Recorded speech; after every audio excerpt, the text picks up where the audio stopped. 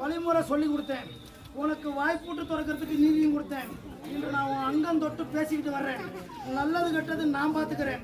நான் கொடுத்த நீதி போல கட்டுன கோயில ஆலயத்தை வழிமுறையோட கொண்டு நோக்கிவா. நல்லது கெட்டது நான் சொல்லித்தர்றேன். நானும் அங்கே வந்து காவலுக்கு நிற்கிறேன். அப்படி 18ஆம் படியானா நானும் அங்கே நிற்கிறேன். உன் எல்லையில உன்னை ஏற்றி பேச்சு பேசினவங்கிட்ட இருந்து உன்னை நான் விலைக்கு கொண்டு வந்துடுறேன். உன் பொழப்பு பொருளாதாரத்தை ஓட்டியும் கொடுத்துட்றேன். நல்லது கெட்டது நான் பார்த்துக்கிறேன்டாப்பா. உன் குடும்பத்தை